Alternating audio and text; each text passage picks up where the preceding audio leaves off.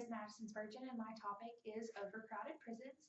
This is for my final essay and the PowerPoint that goes along with the essay. I wanted to start off with showing a picture of what it's like to be in an overcrowded prison. As you can see, you have 3 beds stacked high, and there's no room for these prisoners to live a normal life.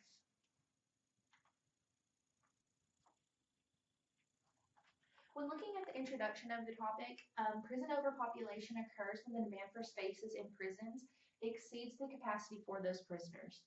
Overcrowded prisons is an immense problem all over the U.S. And there are 2 questions that the writer wants to answer. Question 1, why are our prisons so overcrowded? And 2, what, if any, solutions are there for overcrowded prisons? So the relevance and reason for choosing this topic is relevant because there isn't a mass percentage capacity in our prisons all over the U.S. The writer chose this topic due to the increased awareness from the social policy class that talks about social justice issues and social policies in the U.S. The writer is going to inform the reader of scholarly sources or research as to why our prisons are so overcrowded and different solutions, if any, there could be for our overcrowded prisons. How the writer gathered the research. The writer gathered the research from a few scholarly sources related to the overcrowded prison topic.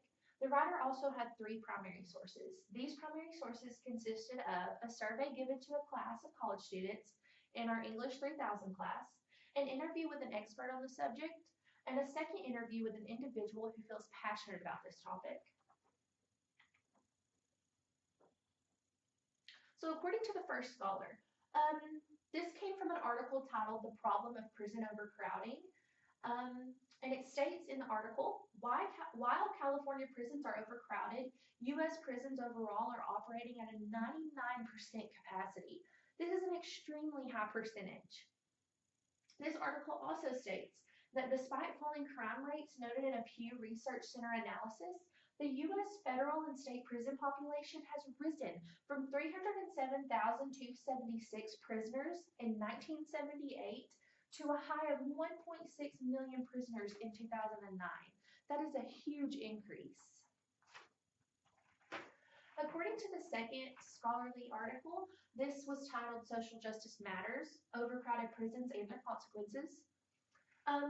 This article states that overcrowded prisons have been an issue in the United States since the 1970s when the prison population started to ascend. We also know that there are a lot of factors that contribute to the overcrowded prisons, and this article kind of covered that as well. According to Smith, 2010, to put it bluntly, people of color and people of lower social classes are more likely to find themselves on trial for crimes they did not commit. They are less likely to have access to adequate legal representation as well. It's pretty simple. People of color and lower social class is a huge part of the United States. And when those individuals are sentenced to a life in prison for crimes they did not commit, this just adds to our overcrowded prisons. The next scholarly article the writer found was focused on the strategies.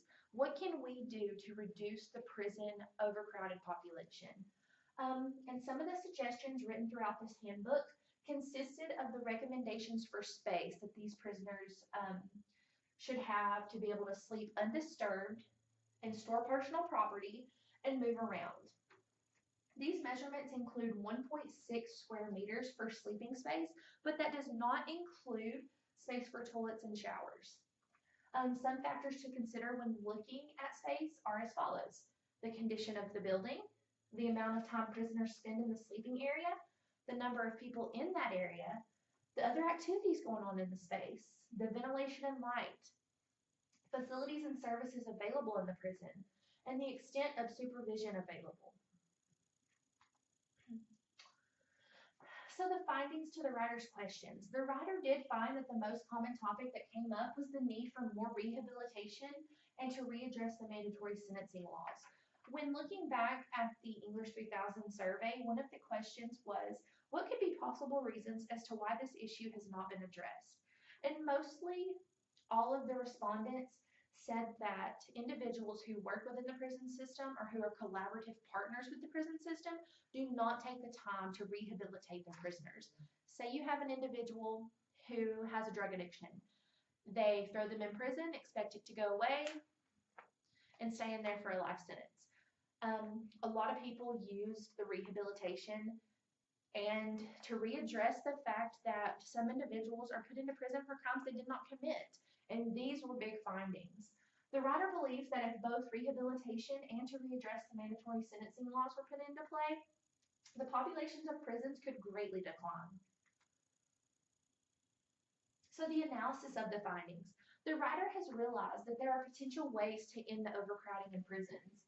The writer feels that with proper execution and social justice, the system can be overhauled and become more efficient.